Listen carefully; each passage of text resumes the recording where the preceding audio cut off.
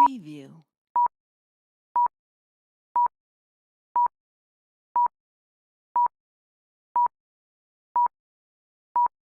Preview.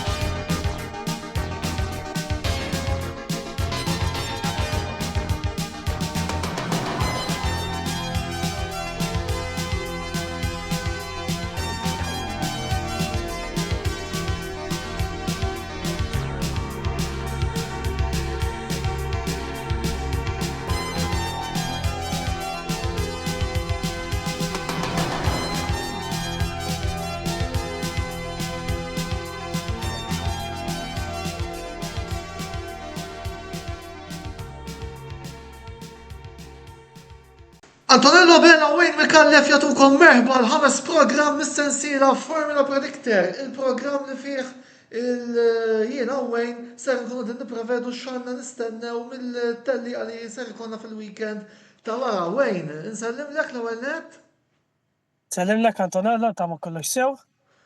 Ifimni, naqra mħabtin għaliex dil-ġimgħa kellna naqra xogħol bil-futbol imma issa wkoll irridu nagħtu naqa' l-ispazju xieraq lill-Formula Wieħed. Mela qabel ma nibdew, is-sitwazzjoni attwali li bħalissa qed tara lili b'vantaġġ ta' 16 punt, 18 bitni għalik, u għajn għandek bżonn tiċċaqlaq naqra, Kif tittamel? Kollox kontra ġi qisu. Jiġifieri għaliex kampjonat irbaħtu tal-kostrutturi. Da jidher li qed Dan il-baħtu wkoll tista' tgħid. Issa t-telet wieħed li tqal ma issa naraw fuq dak. Bejn it-tajt nibża ftit, ma I trust in my boys kif jgħidu. Mela, Grand Prix tal-Istati Uniti tal-Amerika ser ikollna wkoll l-sprint din il-ġimgħa volli għandna naqra iktar fuq ix-naħdmu wejn. U għal daqstant nibdew billi naraw naqra l-akbar sorpriża għal Grand Prix tal-Istati Uniti tal-Amerika. U din id-darba nibda jien għażla kompletament random din id-darba u ħanamel azzard din id-darba u ngħid Ferrari fuq il-podju. Il-Ferrari dal-aħħar tliela kienu diżappuntanti, is-sena l-oħra fl-Amerika ħażduna u nemmen li din id-darba il-ħomor ser iġibu podju. Jista' jkun ikun Charles Leclerc illi propju fis-16 ta' Ottubru li huwa il-data meta se joħroġ dan il-programm ser jala 29 sena għaldaqstant awguri ċali min-naħa tiegħi u naħseb min-naħa ta' Wayne ukoll u min-naħa tat-tifożi Maltin. Wayne, inti biex ħireġ? Jiena ħanejt li waħda mill-karozzi Alpin tkun fuq il-punti. L-Alpin kellhom run ta' races batusi ħafna u it-tieni sewwieq tagħhom kemm meta kien Jack Doohan u issa Franco Colapinto qed li huma għadhom ma kisbux punt, u għat li Gasly ġabar l-unika punti tat-tim. Nemmen li xi wieħed mill-Alpins ħajkseb post ma l-ewwel 10 dil-ġimgħa. Mhux ħanejt ikkux Gasly jew Colapinto ma wieħed minnhom nemmen li din il-ġimgħa għandhom ċans jiġbru xi punt jew tnejn. Jiġifieri qed ngħidlek biex nikklarifika ruħi qed ngħidlek jew fl-sprint jew fit-telliqa nifisha ma speċifikajx li waħda ħajġu fil-punti. Ħanejt waħda minnhom. Tajjeb ħafna, jiena fil-każ tiegħi ħanilab kollox fuq il-ħadd filgħaxija, jiġifieri għat-tellieqa. Mela, immorru għall-akbar diżappunt. Wayne, fidejk. Jiena l-akbar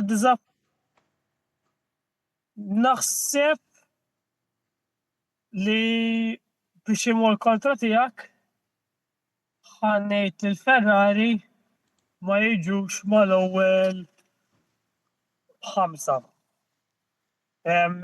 Nipprova nilgħab karta kontra dak li qed tgħid int, nittama li jekk ma taqtaħħix jrid naqtaħ ħajjin issa naraw.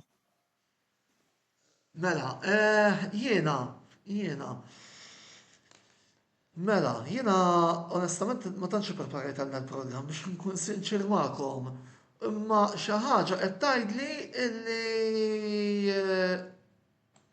l-Aston Martin ma jipplejsjawx din id-darba qed immur nistqar kompletament alla ċeka, jiena ovvjament qed nibdejjem fuq il-ħadd filgħaxija fuq it-tellieqa.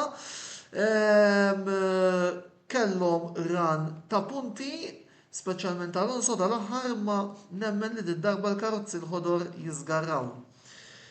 Immorru għan novità li għandna fil-programm tal-lum. Li hija min naħsbu li se jirbaħ it-tellieqa sprint.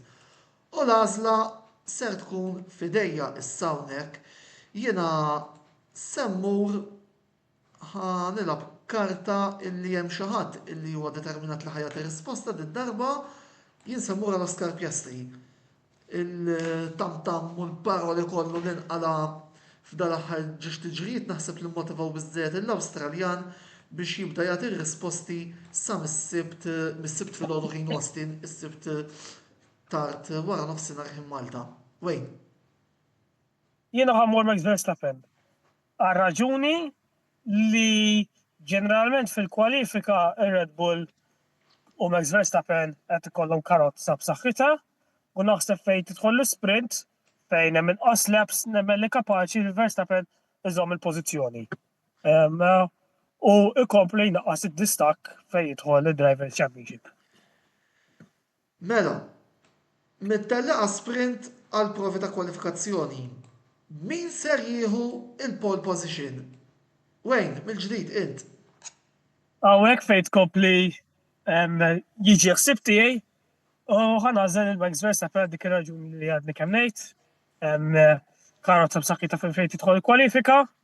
Għalkemm biex ngħidu kollox il-McLaren għandhom ġas tkunu tajbin ukoll għax hija trakka tipika tal-McLaren, ħafna long corners, high speed corners, però anke Verstappen għandu trakka għandu rekord tajjeb fi trakka, jiġifieri naħseb li kapaċi jikseb il-pole position. Jiena min-naħa l-oħra Lando Norris. Il-pole nemmen illi wara li Oscar jieħu tellieqa fil-viżjoni tiegħi Lando kapaċi jirrispondi bil-sibt bil-lejl jieħu il-pole position. Din it-trakka il-McLaren ma tistax tfalli jekk xejn motivazzjoni ulterjuri illi hija it-trakka tal-pajjiż tal-kapo Zak Brown u għandi fiduċja illi d-darba Lando jieħu l-pole is-sibt. Mela, min naħseb li se jispiċċa fit-tielet post. U l-għażla tiegħi għat-tielet post ser tmur għal Max Verstappen. L-Olandiż ser jibqa' jkun xewka u qed naħseb illi ser ikun u li se jispiċċa fit-tielet post wara battalja serrata imma se nkomplu fuqha iżjed il-qudiem. Wayne? Jiena ħammur għal-driver li tkun konsistenti ħafna dal-istaġun u kiseb it-tieni rabta tiegħu dal-istaġun ukoll li huwa George Russell. Ħafna tliela qed narawh qisu tipo bil-kemm jidher fuq il-kamra u jikseb il-podji u naħseb li din il-ġimgħa għandu jkompli dik il-forma li għaddej biha. Grazzi Wayne, naraw naqra min ser jispiċċa fit-tieni post. U fidejk. Jiena għandi d-duo tal-McLaren f'moħħi min ħaj jispiċċa it-tieni bejniethom hija kaxxa magħluqa. Lando Norris qisu reġgħet jaqta' d-distak minn Oscar Piastri.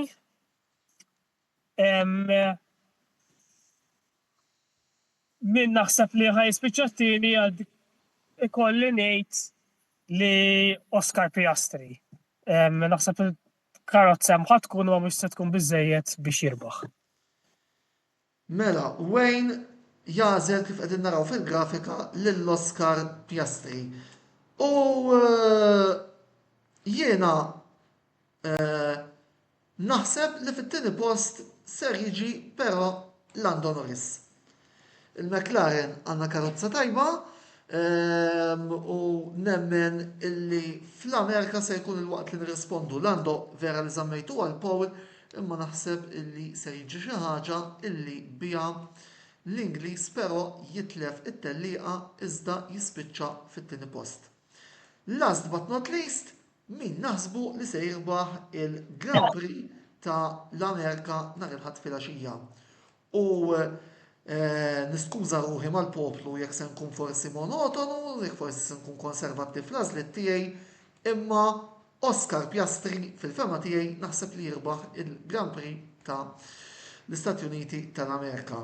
L-Awstraljan irrid jagħti risposti, l-Awstraljan motivat illi jinsa dak li ġara f'Singapore, jiena fiduċjuż li l-McLaren se tkun qed tagħti risposti fl-Amerika, Piastri l-ewwel, Norris it-tieni, Verstappen it-tielet. Wejn? Isa ġejja ġewa konservattiva mitnejli aħna xi ħammur għal xuf li ta' McLaren. Lando Norris. Isli kell id-deċiżjoni min jieħu t-tieni u l-ewwel darba. Naħseb li Lando Norris ħajkompli jaqta mid-distak ta' Piastri. Palissa Piastri ma tax jisa fl-aqwa forma jidher naqa' mifxud. Tista' tgħinu u tista' tkiddu dik. Tista' tgħinu bħala motivazzjoni waqgħet li ġara fis-Singapore, però naħseb qisu l-kampjonat bil-mod il-mod qed ixaqleb f'ħarira żgħira in-naħa ta' Lando Norris. Però nistennew x'jiġri il-ħadd filgħaxija. Eżattament. Mela, grazzi lilek Wayne tal-interventi tiegħek, infakkarkom li dan il-programm minn ftit ieħor ser ikun ukoll disponibbli fuq il-YouTube channel tagħna, għaldaqstant tinsewx tidħlu hemm ħalli ma titilfu xejn mill-kontenuti kollha li ser noħorġu matul iż-żmien ukoll. Infakrukom li fid-9 Roberto De Brincat u Karl Parnis jirritornaw bil-programm Id-Bassir fejn hemmhekk se nkun qed nagħtu ħarsa lejn il-Premier League Ingliż u lejn is-serja Taljana l-logħbiet prinċipali fit-tmiem il-ġimgħa daqstant fid-9 ta' filgħaxija segwu lil Roberto u lil Karl għall-programm Id-Bassir.